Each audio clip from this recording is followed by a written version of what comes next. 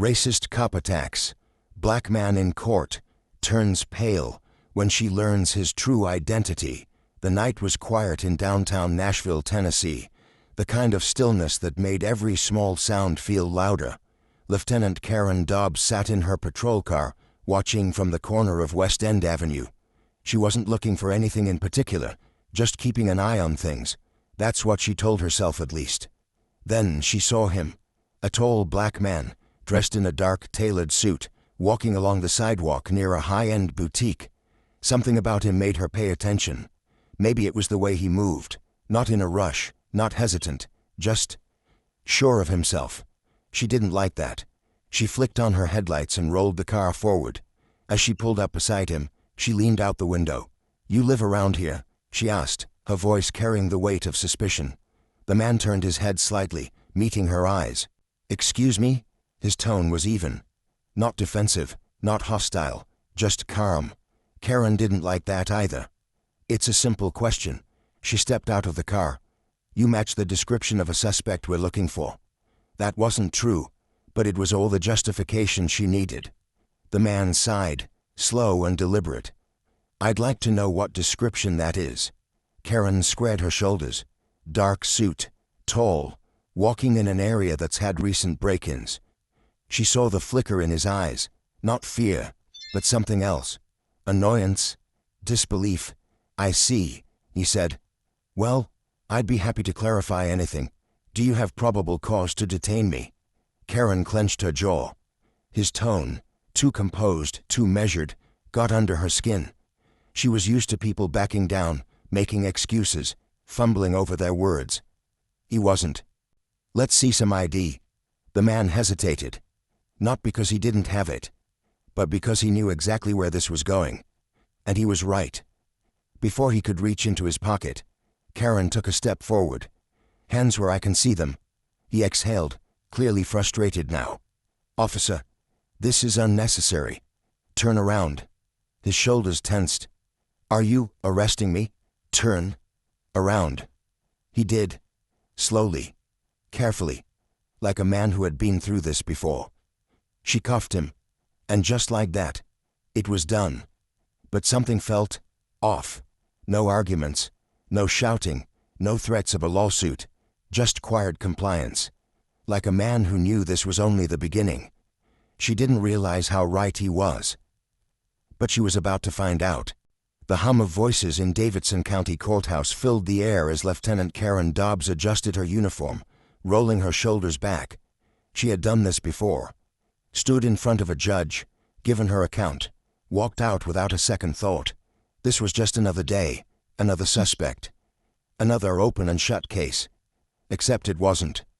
Across the room, Terrence Lawson sat at the defense table, his posture relaxed, his hands folded neatly in front of him. He didn't look rattled, didn't look like a man on trial. That annoyed her. Karen kept her expression neutral as she took the stand, waiting for the prosecutor to begin. A middle-aged man with thinning hair and a crisp navy suit, he gave her a polite nod before stepping forward. "Lieutenant Dobbs, can you walk us through the night of the arrest?" She cleared her throat. "I was on patrol around 10:30 p.m. I noticed the defendant acting suspiciously near several businesses that had reported recent break-ins." The prosecutor nodded. "And what led you to detain him?" "His behavior. He appeared to be surveying the area, taking his time near closed storefronts. I initiated contact, asked for ID, and he refused to comply." Terrence didn't react. He just watched. The defense attorney, a sharp-looking woman in her late 40s, adjusted her glasses and stood up. "Lieutenant Dobbs," she began, flipping through a folder. "Are you familiar with the Fourth Amendment?" Karen felt irritation creep up her neck. "Of course." "Good. Then you understand that an officer needs reasonable suspicion to detain someone. Can you specify what Mr. Lawson was doing that made him a suspect?" Karen stiffened. "As I said, he was loitering near a high-end shopping area late at night." The defense attorney raised an eyebrow. "Loitering. Would you say walking is a crime?" Karen exhaled slowly. "It depends on the circumstances." "Right. So let's clarify those circumstances. Did you witness Mr. Lawson attempt to enter any closed businesses?" "No. But Did he run, hide, display any behavior that suggested criminal intent? Karen hesitated. Lieutenant. No. The defense attorney took a slow step forward, letting the silence settle. Then tell me this. How many people walked down that street that night? Karen blinked. I don't have that number. Did you stop all of them? No, but... Just him? Karen felt the shift in the room. The quiet. The unspoken questions hanging in the air. Her grip tightened on the edge of the witness stand. The defense attorney didn't press further. Not yet. She simply glanced at Terrence, then back at the judge. No further questions, Your Honor. For now. Karen swallowed.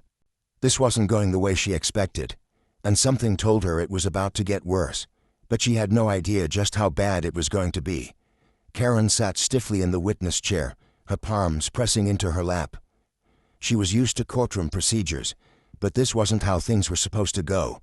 The defense attorney, Victoria Hayes, had already poked holes in her testimony, and now, as she stood again, flipping through her folder with a quiet confidence, Karen braced herself. Lieutenant Dobbs, Victoria said, adjusting her glasses. Let's talk about what happened after you detained Mr. Lawson. You placed him under arrest without incident. Karen nodded. Yes. And then you transported him to the precinct. Correct. Victoria walked slowly toward the defense table, lifting a document. According to your report, you charged him with obstruction of justice and resisting arrest. She turned her sharp gaze toward Karen. But you just testified that he complied.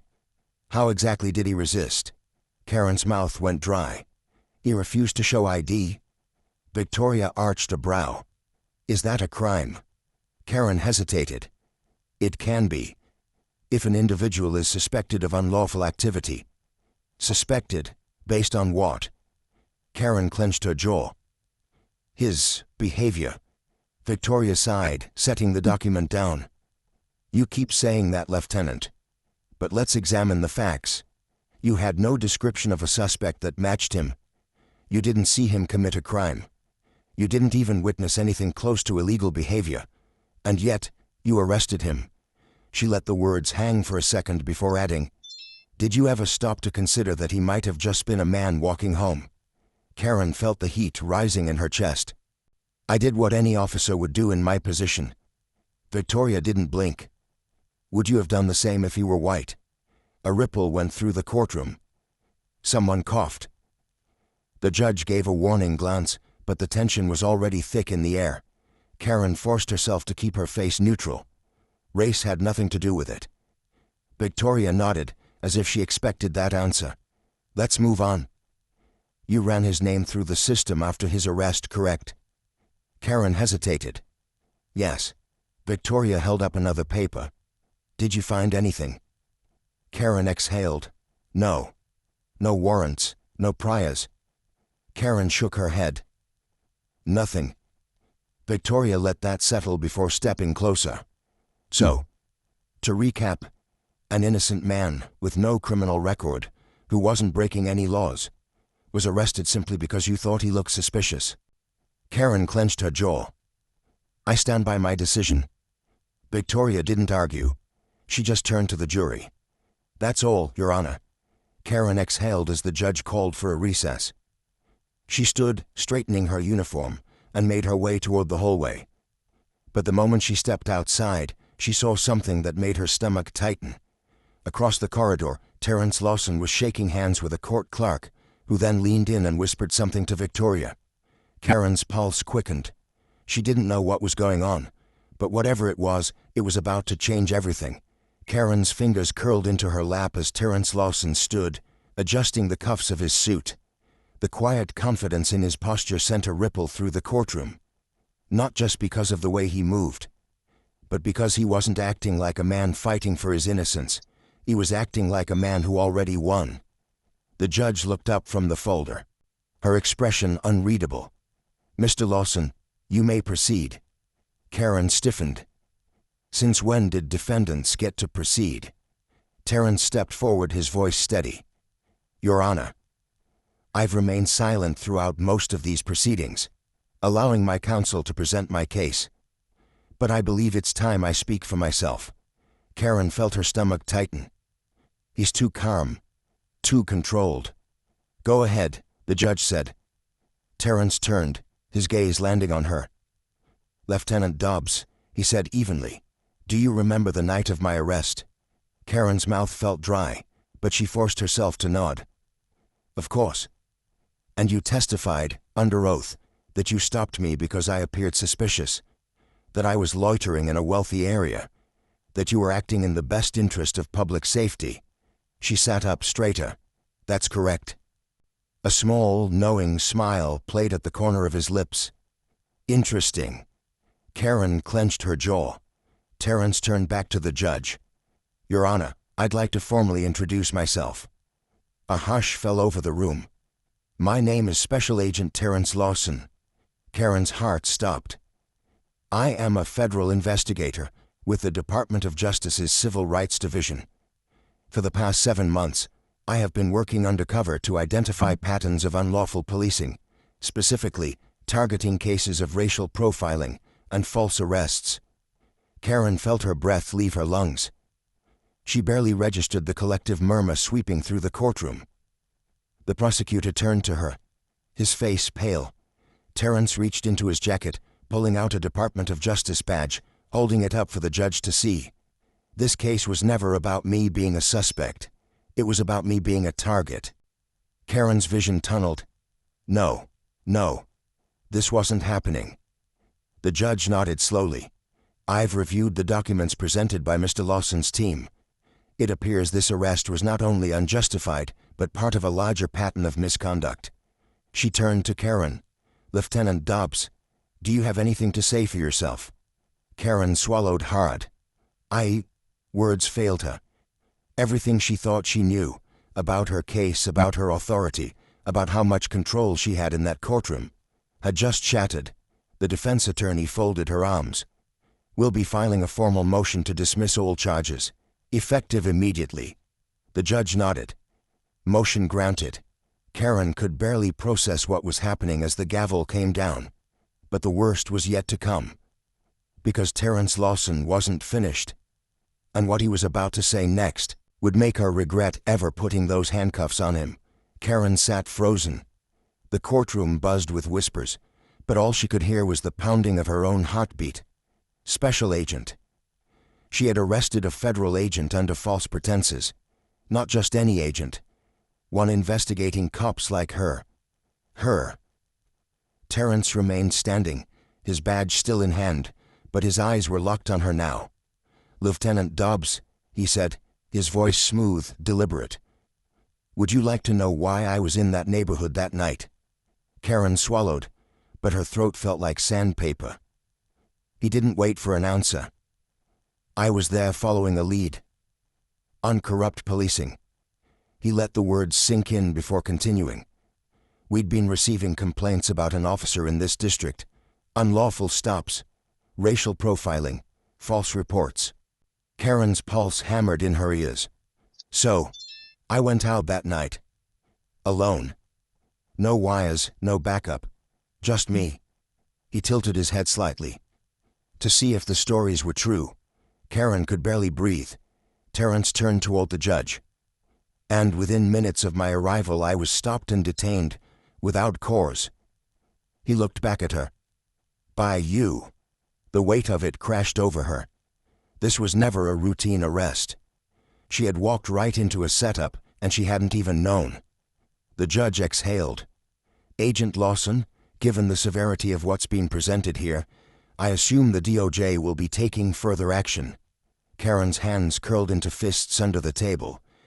Terrence gave a slow nod. Yes, Your Honor. The Department of Justice will be conducting a full review of Lieutenant Dobbs's cases, as well as the department's handling of civilian interactions. Karen's breath hitched. A full review. That meant every stop she had made, every arrest, every report. Everything she had ever done in uniform was about to be picked apart. She gritted her teeth. This wasn't fair. She was just doing her job. The judge nodded solemnly. Then this court will cooperate with any federal investigation as needed. Terrence finally sat down. The tension in the air didn't lift. Karen's mind whirled. This wasn't how things were supposed to go. She was the cop. He was supposed to be the criminal. But today, the badge on her chest didn't mean power. It meant scrutiny. And soon, it might not be hers to wear at all. But the worst part, she wasn't sure she could even argue that she didn't deserve it. Karen's hands felt clammy against the polished wood of the table. The courtroom had quieted, but the weight of what had just unfolded pressed down on her like a vice. She had spent years believing in her own authority, convinced that her instincts were always right, that she could tell who was trouble and who wasn't, that she could justify any decision she made in the name of public safety. But today, she had been the one on trial. The judge glanced at her one last time before standing. This concludes today's proceedings. Court is adjourned. The gavel came down. A sharp, final sound. Karen didn't move. For the first time in her career, she didn't know where she stood. The courtroom slowly emptied, but Terence Lawson remained seated, watching her. Not with anger, not with satisfaction. With something else. Disappointment. That stung more than anything. As he stood, he slid his DOJ badge back into his jacket and buttoned it smoothly. It didn't have to be this way, Lieutenant. Karen swallowed, but she had no words. Terence shook his head slightly. You don't even realize what you've done, do you? She bristled. I was doing my job. He let out a short breath. No. You were doing what you thought you could get away with. Karen clenched her jaw. How many others? Terence asked. She froze. How many people have you done this to? Her mouth opened, then closed. She didn't have an answer, and that silence was answer enough. Terence studied her for a long moment, then simply shook his head and walked toward the exit. The defense team followed. The judge disappeared into chambers. Even the prosecutor, who had been seated beside Karen all trial, quickly packed up his things and left without a word. Karen was alone. She exhaled slowly and finally pushed herself up from her chair. But as she moved toward the door, she caught sight of her reflection in the glass panel. For the first time in her life, she wasn't sure she recognized the person staring back. All these years she thought she had control. She thought she was the one deciding who belonged and who didn't. But now, she wasn't in control of anything. And that terrified her. Because for the first time, she saw herself the way others had always seen her, not as the hero, not as the protector, but as the problem. And the worst part, she had no one to blame but herself. Don't be like her. Power isn't a shield against accountability. If you stay silent when you see injustice, you're part of the problem. Speak up, pay attention, and never assume that authority makes someone right. If you found this story thought-provoking, subscribe for more.